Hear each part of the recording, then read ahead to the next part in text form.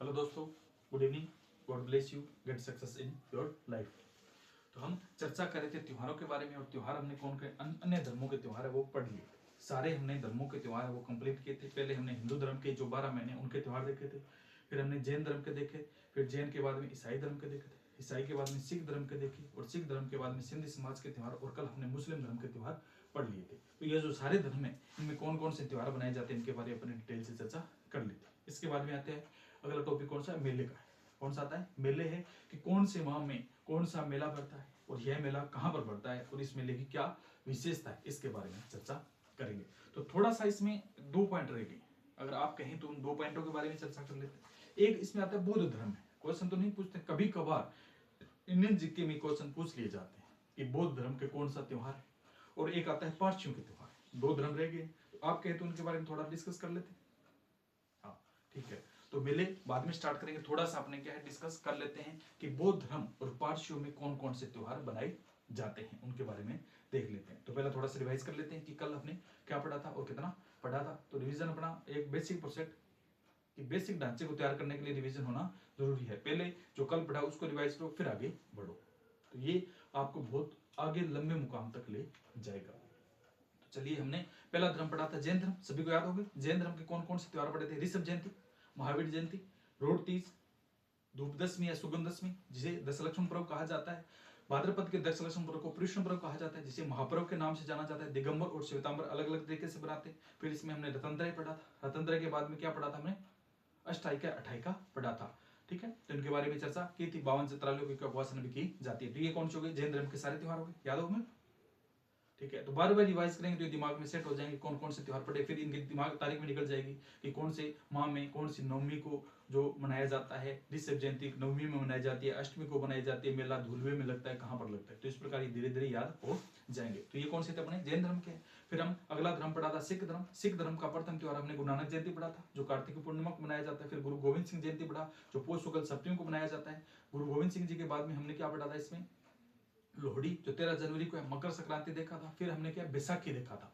13 अप्रैल को सिख धर्म के लोग जो है बैसाखी मनाते हैं, ये इनका नववर्ष के रूप में मनाया जाता है। इसके बाद में हमने क्या पढ़ा था, पंच प्यारे है। पंच प्यारे में क्या क्या पढ़ा था, दयाराम खत्री था, धर्मदास, मोहकम चंद और साहिब चंद, और इनके बाद में कौन सा था, हिम्मत सिंह थे। ये पंच प्यारे की श्रेणी में आते हैं।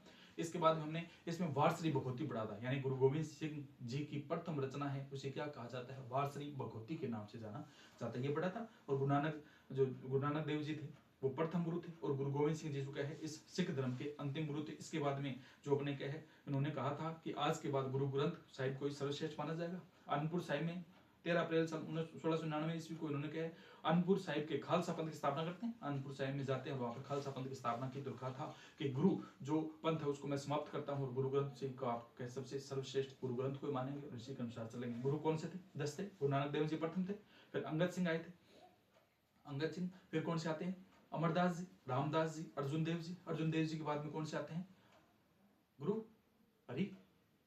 हरगोविंद सिंह जी, हरराय जी। हरराय जी के बाद में कौन से आते हैं, गुरु हरिकृष्ण जी। गुरु हरिकृष्ण जी के बाद में नौवें गुरु तेग बहादुर जी, और तेग बहादुर जी के बाद में लास्ट और अंतिम गुरु कौन से आते हैं, गुरु गोविंद सिंह जी थे। इसमें हमने पढ़ा था जलियांवाला बाग हत्याकांड, बैसाखी के ऊपर इकट्ठे हुए थे, जनरल अंडायर ने गोलियां चलाई थी और लोग मारे गए थे। ये कौन सा था, हमने सिख धर्म के त्योहार पढ़े।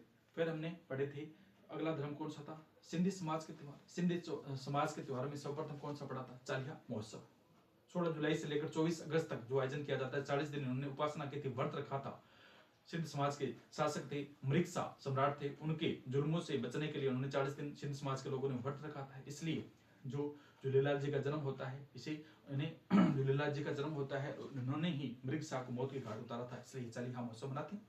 फिर हमने चेटीचंड पढ़ा था, यानी चैत्र शुक्ल एकम को जो प्रथम बार चांद दिखाई देता है उसे चेटीचंड कहा जाता है। इसी दिन ही मृगसा की हत्या की गई थी, मृगसा को मार दिया था। फिर हम झूलेलाल जयंती में मनाते इसी।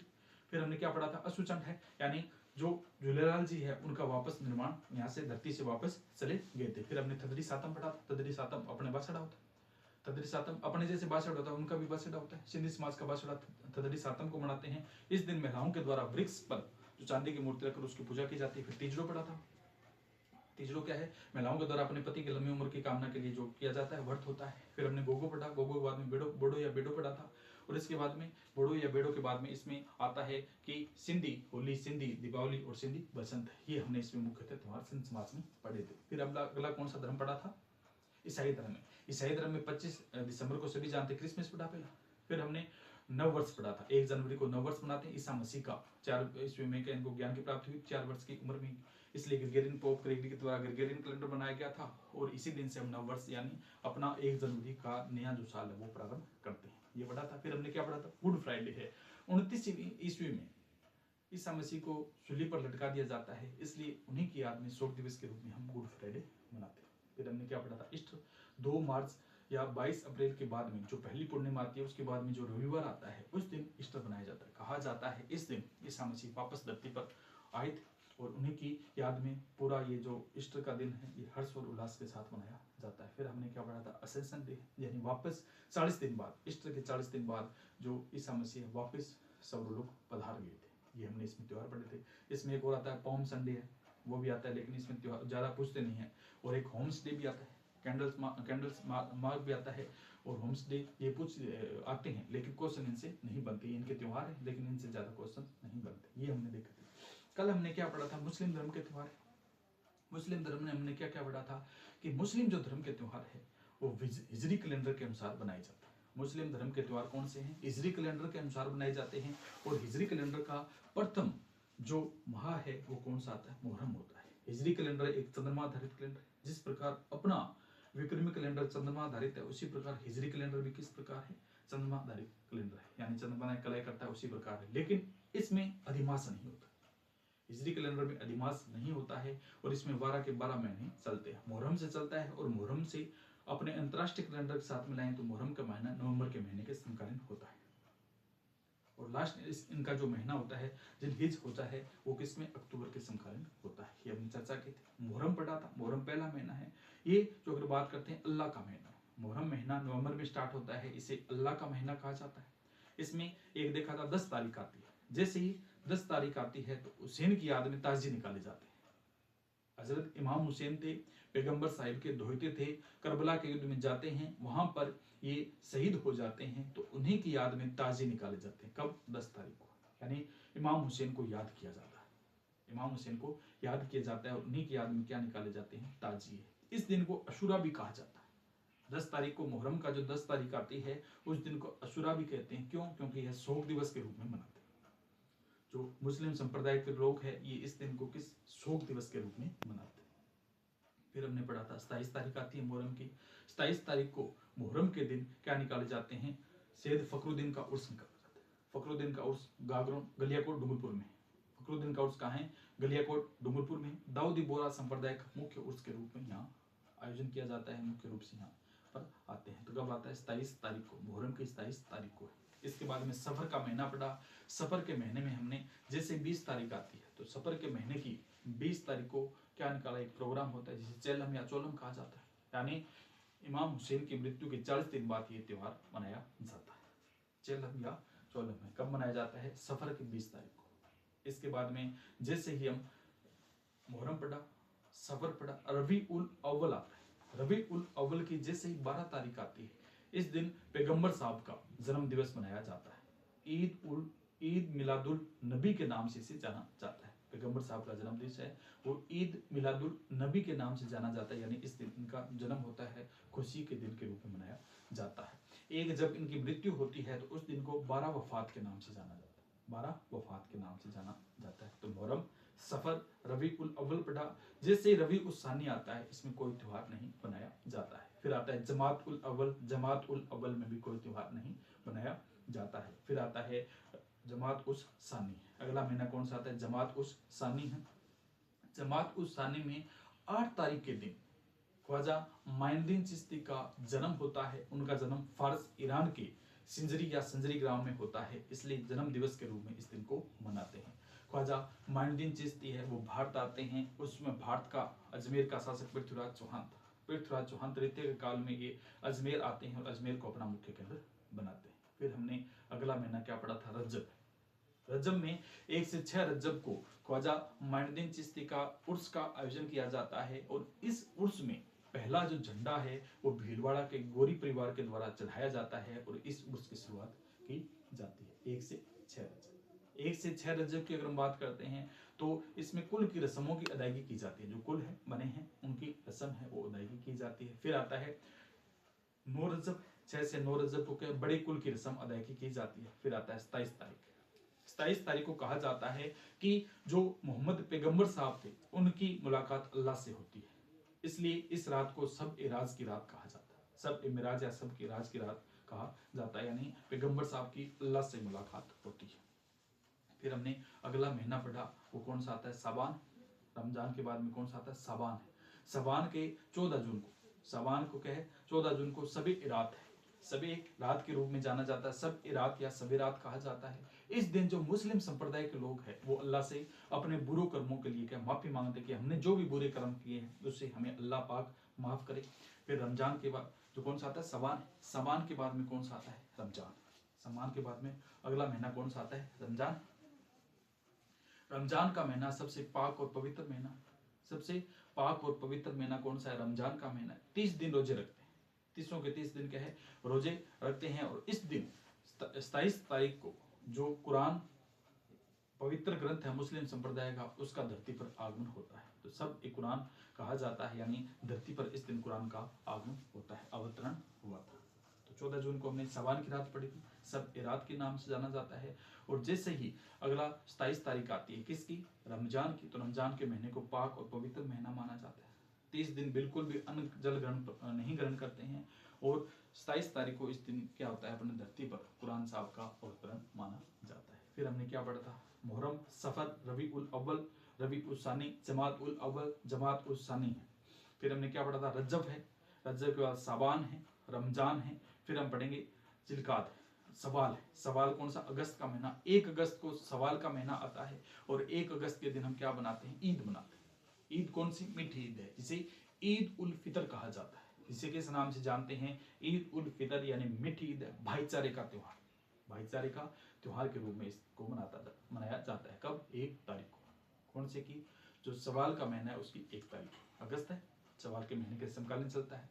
फिर आता है सवाल के बाद में जिलकाद, जिलकाद में कोई भी त्योहार नहीं आता। फिर आता है जिलहिज, अंतिम और लास्ट महीना जिलहिज होता है, जिलहिद या जिलहिज कहा जाता है। इसमें 10 तारीख को हम क्या बनाते हैं? बकरीद बनाते हैं, जिसे ईद उल अजहा के नाम से जाना जाता है। ईद उल अजहा बकरीद कहा जाता है, यानी कुर्बानी का त्योहार है। इस दिन जो मुस्लिम संप्रदाय के लोग वो क्या कुर्बानी देते हैं, इस दिन क्या देते हैं? कुर्बानी देते हैं। तो अब 2 धर्म रह गए, एक तो बौद्ध धर्म है, एक कौन सा आता है? पारसियों के त्योहार है। तो उनके थोड़े से देख ले, क्या पता कहीं कुछ मिल जाए, कहीं किसी एग्जाम में थोड़ा सा अपने ऑब्जेक्टिव में थोड़ा सा मिल जाए तो समझ में आ जाए, तो थोड़ा सा देख लेते हैं। वैसे तो कंप्लीट हो गए थे त्योहार, इतने ही हैं, त्योहारों में यहीं से क्वेश्चन आते हैं, लेकिन क्या पता कभी मिल जाए, पूछ लिए जाए तो देख लेते हैं।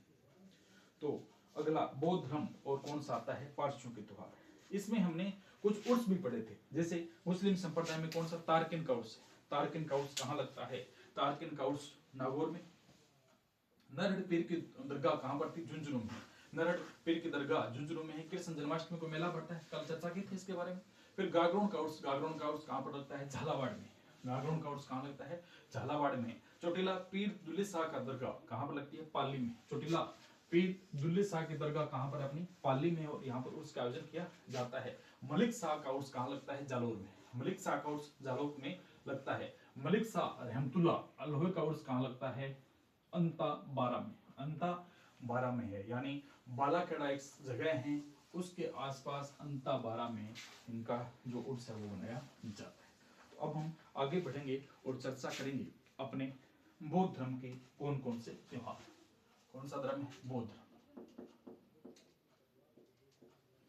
बौद्ध धर्म मोस्टली तो नेपाल साइड में, लेकिन कई बार पूछ लिए जाते हैं।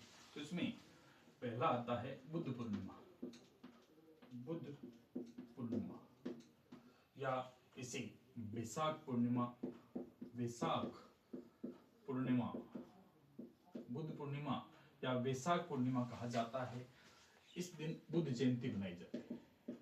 क्या बनाते हैं इस दिन? बुद्ध जयंती। इस दिन क्या बनाते हैं? बुद्ध जयंती बनाई जाती है। हाँ, रमजान का महीना सबसे पाक या पवित्र महीना, रमजान का महीना। इस दिन 30 दिन व्रत रखते हैं। लगातार रोजे रखे जाते हैं। इनके व्रत को क्या कहा जाता है? रोजे के नाम से जाने जाते हैं। इन्हें 30 दिन लगातार ये रोजे रखते हैं और 30वें दिन ही कुछ अन्न और जल ग्रहण करते हैं। बीच में कुछ भी ये खाते पीते नहीं है। हाँ, इसी महीने की 27 तारीख को जो कुरान साहिब है, सबसे पवित्र ग्रंथ है इनका, उसकी धरती पे अवतरण माना जाता है। सब एक कदर की रात कहा जाता है, यानी कुरान साहिब का धरती पर अवतरण का दिन होता है। वो तारीख कौन सी आती है? 27 तारीख है। कौन से महीने की? रमजान के महीने। ठीक। बुद्ध पूर्णिमा, बैसाख पूर्णिमा, इस दिन को बुद्ध जयंती भी कहा जाता है। यह महत्वपूर्ण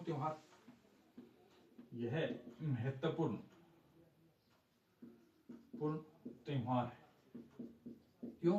क्योंकि इस दिन बुद्ध का जन्म, महात्मा बुद्ध का जन्म, ज्ञानोदय यानी ज्ञान की प्राप्ति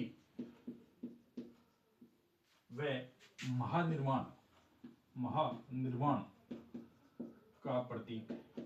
बुद्ध पूर्णिमा को सबसे महत्वपूर्ण त्योहार माना जाता है। क्यों मानते हैं? माना जाता है कि बुद्ध का जन्मदिन ही था, इसी दिन इनको ज्ञान की प्राप्ति हुई थी और इसी दिन इनका क्या महानिर्वाण हुआ था, यानी ये मृत्यु को प्राप्त हुए थे। तो पहला क्या पढ़ा हमने? बुद्ध पूर्णिमा या बैसाख पूर्णिमा है। इस दिन को बुद्ध जयंती के नाम से भी जाना जाता है। अगला दूसरा बुद्ध धर्म का दूसरा त्योहार कौन सा आता है? लोसर। कौन सा है? लोसर।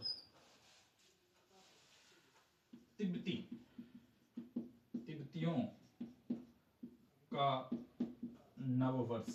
कौन सा वर्ष है? नववर्ष। अपना नववर्ष है वो ग्रेगोरियन कैलेंडर के अनुसार कब बनाया जाता है? 1 जनवरी को। कब बनाते हैं? 1 जनवरी को। और अगर पूछे कि विक्रमी कैलेंडर के अनुसार अपना नववर्ष कब होता है?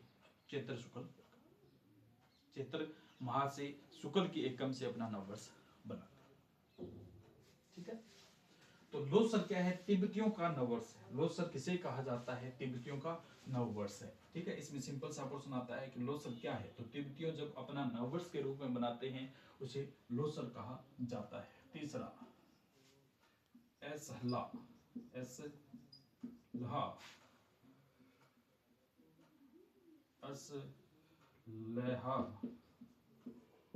दिवस।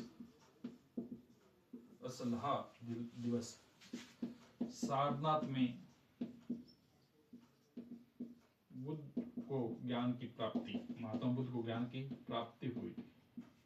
सारनाथ में महात्मा बुद्ध को ज्ञान की प्राप्ति हुई थी और उन्हीं के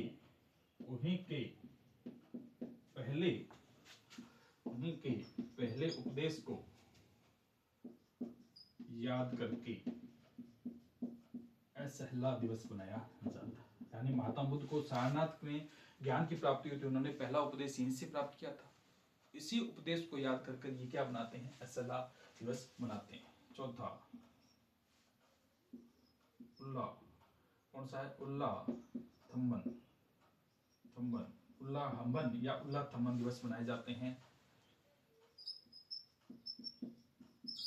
पूर्वजों को याद करके उल्लाथम आबोस पूर्वज दिवस किसे कहा जाता है? उल्लाथम्मन आबोस या पूर्वज दिवस किसे कहा जाता है?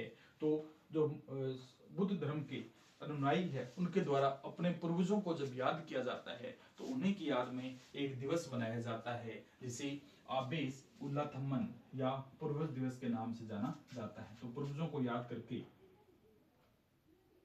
उनकी आत्मा का शांति के लिए मंत्र, गुरु, श्रद्धा या अन्य तरीकों से जो क्रियाकलाप किए जाते हैं उसे आबोस अवलंबन या पूर्वज दिवस के रूप में कहा जाता है। उसे किस नाम से जाना जाता है? उल्लाथम्मन है, आबोश है या पूर्वज दिवस के रूप में जाना जाता है। अगला कौन सा आता है?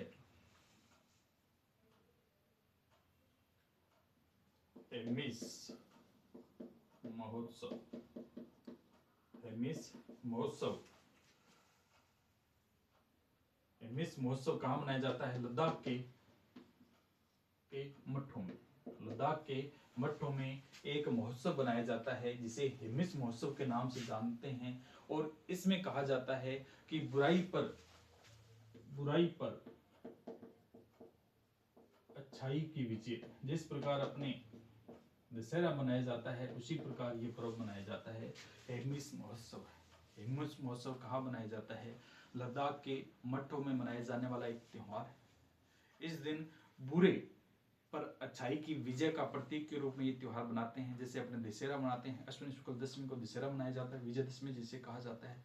उसी प्रकार जो बौद्ध के जो अनुयायी है उनके द्वारा लद्दाख के मठों में ये त्योहार मनाया जाता है, हेमिस महोत्सव है। ये बुराई पर अच्छाई का प्रतीक के रूप में मनाते हैं। बुराई पर अच्छाई के प्रतीक के रूप में ये त्योहार मनाया जाता है। इसके बाद में अगला छठा इनका त्योहार, छठा त्योहार कौन सा आता है? माघ पूजा है।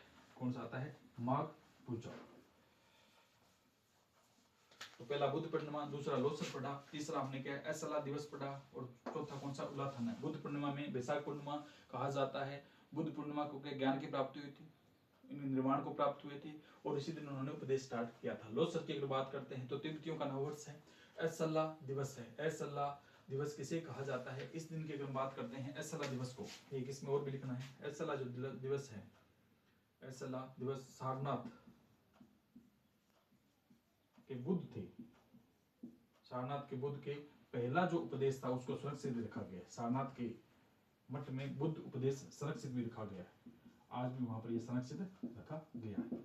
असल दिवस के दिन जो मनाते हैं, बुद्ध के उपदेश को याद करके जो बनाया जाता है, याद करके जो दिन बनाते हैं उसे असल दिवस कहा जाता है। और यहाँ पर बुद्ध का जो है प्रथम उपदेश है उसे संरक्षित भी रखा गया है।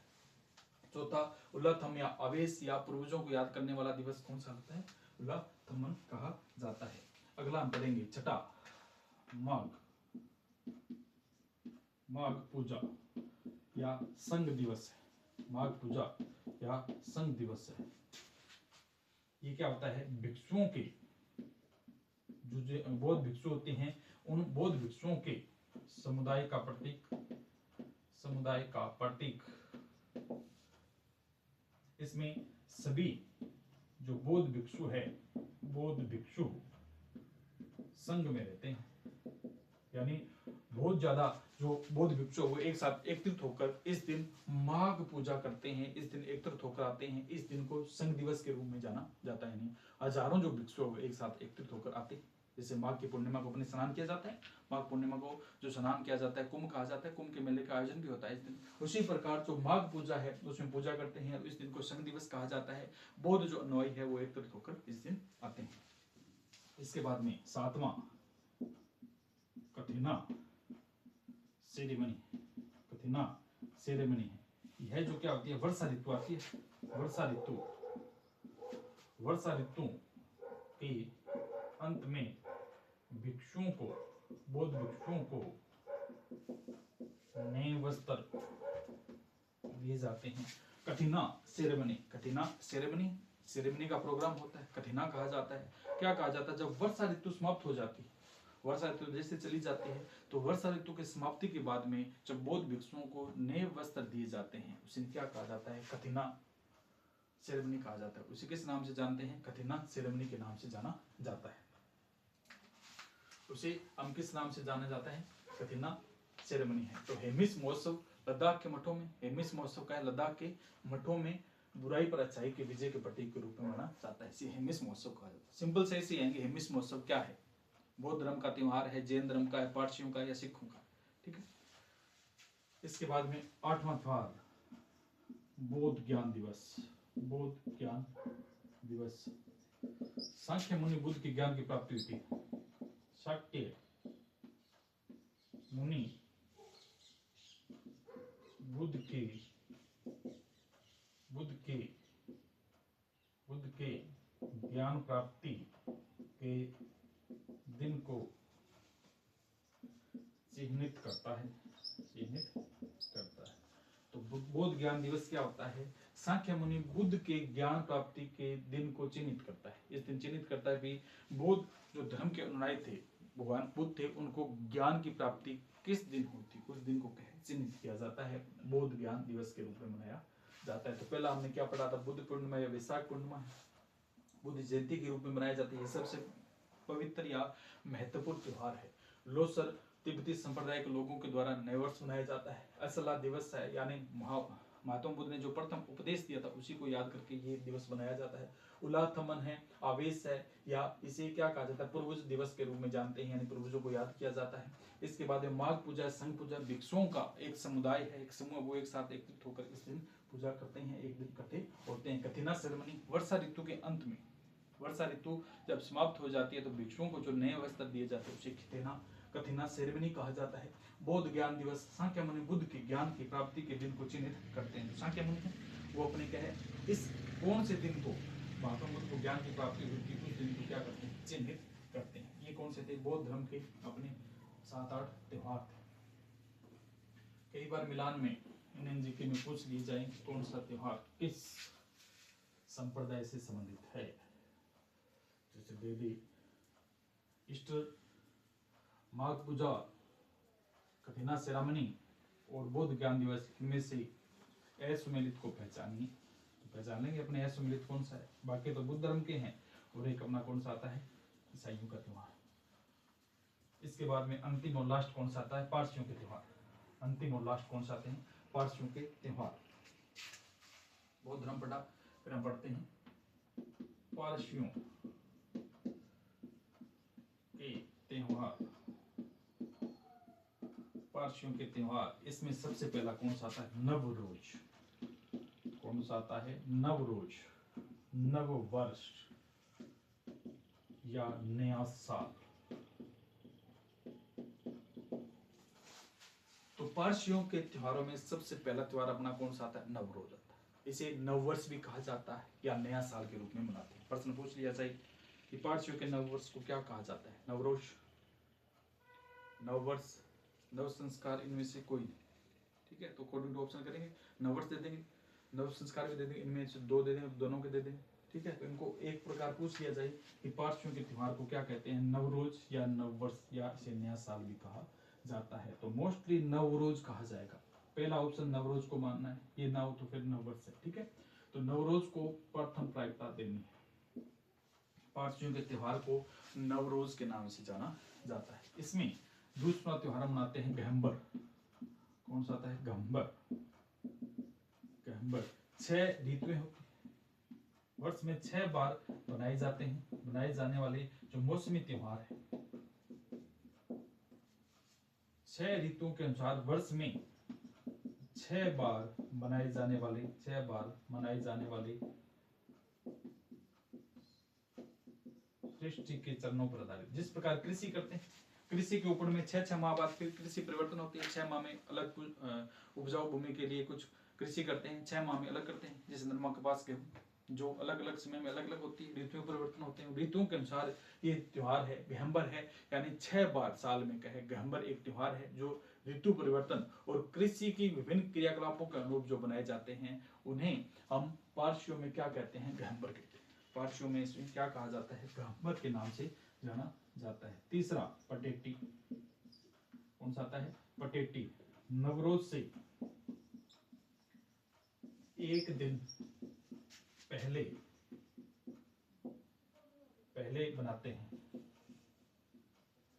पटेटी क्या है, पारसियों का त्योहार है जो नवरोज से एक दिन पहले बनाया जाता है और इसमें पारसी जो लोग होते हैं वो आत्मचिंतन करते हैं और अपने द्वारा जो किए गए बुरे कर्म हैं उनकी माफी मांगते हैं और इस दिन प्रार्थनाएं करते हैं, दान देते हैं। प्रार्थनाएं करते हैं और क्या देते हैं, दान देते हैं। इसी पर्व को पारसियों में क्या कहा जाता है, पटेटी के नाम से जाना जाता है। किस नाम से, पटेटी के नाम से जाना जाता है। इसके बाद मुक्ताद, फरावासी। मुक्ताद या फरावासी, मुक्ताद या फरावासी, मुक्ताद या फरावासी की याद में मृतकों की याद में मनाया जाने वाला उत्सव, जिसमें पूर्वजों को याद किया जाता है, वह पूजा की जाती है। याद व पूजा। तो मुक्ताद फ्रावासी क्या है? पारसियों के द्वारा अपने मृतकों को याद करके बनाया जाने वाला एक उत्सव है। इसमें वो अपने पूर्वजों को याद करते हैं और पूर्वजों की आत्मा की शांति के लिए विभिन्न प्रकार के अनुदान देते हैं, दान देते हैं और उन्हीं के लिए भजन व कीर्तन भी करते हैं। तो ये क्या थे? अपने पारसी समाज के त्योहार। पारसियों में पहला हमने क्या पढ़ा? नवरोज, इसे नववर्ष भी कहा जाता है। दूसरा गहम्बर है, 6 ऋतुएं होती, ऋतुओं के अकॉर्डिंग बसंत, ग्रीष्म, शीतकालीन है, ठीक है। तो जिस प्रकार ऋतुएं चलती हैं उन ऋतुओं के अनुरूप प्रकृति विभिन्न प्रकार के अनुकरण करती है, उन्हीं अनुकरणों पर कृषि आधारित है। तो जिस प्रकार कृषि में विभिन्न उपकरणों का प्रयोग किया जाता है, उसी प्रकार 6 ऋतुओं में बार बार, जो वर्ष में 6 बार बनाए जाने वाले सृष्टि के जो उपहार संकेत जो है, उन्हें क्या कहा जाता है? गहम्बर कहा जाता है। फिर आता है पटेटी। नवरोज से एक दिन बनाया जाता है। आत्म शुद्धि करते हैं, आत्म चिंतन करते हैं, अपने जो पाप किए हैं उनकी माफी मांगते हैं। मुक्ताद या फराबासी, मृत्युओं की याद में, मृतकों की याद में किया जाने वाला पूर्वजों को याद किया जाता है और मृतकों को याद किया जाता है और उनके लिए कुछ दान, उपहार या कुछ मंत्र उच्चारण भी किए जाते हैं। तो ये कौन से थे? पारसियों के त्योहार है। तो आज हमने बौद्ध धर्म और पारसियों के त्योहार देखे। बौद्ध धर्म ने पहला त्योहार हमने कौन सा देखा था? बुद्ध पूर्णिमा या बैसाख पूर्णिमा, बुद्ध या बैसाख कहा जाता है। दूसरा हमने लोसर देखा। तीसरा मिस महोत्सव देखा। चौथा उल्लाथम्मन या अबेस। पांचवा माघ पूजा। छठा कथिना सेरेमनी और सातवां बौद्ध ज्ञान दिवस। तो ये हमने किसके देखे थे? बौद्ध धर्म के देखे और पारसियों के नवरोज, गहम्बर, पटेटी और मुक्ताद ये देखे। तो आज हमारे जो त्योहार है वो कंप्लीट होते हैं। सभी जो धर्मों के और हिंदू धर्म के जो 12 महीने हैं उनके त्योहार कंप्लीट होते हैं। कल से अपना नया टॉपिक होगा मेले। कौन से माह में कौन से मेलों का आयोजन किया जाता है? वैसे तो मेले हमने मोस्टली कर लिए, लेकिन कुछ बीच में मेले थोड़े बहुत बच के हैं, तो उनको पकड़ के लाएंगे और उनको देखेंगे कि कौन से माह में कौन कौन सा मेले का आयोजन किया जाता है। सीताबाड़ी का मेला कहाँ लगता है? कैथुन कोटा का मेला कहाँ लगता है? सबसे प्रसिद्ध मेला कौन सा होता है? जहिया समाज का सबसे प्रसिद्ध कौन सा मेला है? तो उनके बारे में चर्चा करेंगे कि कौन से माह में कौन से मेले आयोजित किए जाते हैं। भाद्र माह में कौन से, अश्विनी में कौन से आते हैं, कार्तिक में कौन से आते हैं। जब हमने त्योहार पढ़े तो उनके साथ देख तो लिए थे, लेकिन कुछ बीच में फिर भी बच गए, तो उनको एक साथ फिर देख लेंगे, यानी याद करने में आसानी होगी। तो त्योहार हमारे कंप्लीट होते हैं, त्योहारों का द एंड होता है। वैसे तो कल ही हो गया था, लेकिन ये बौद्ध और इनसे कोई पर्सन पूछ ले तो इसलिए हमने इसका जो थोड़ा सा चर्चा कर ली। तो आज के लिए इतना ही। खुश रहें, मस्त रहें और आगे बढ़ते रहें। ओके दोस्तों, थैंक यू।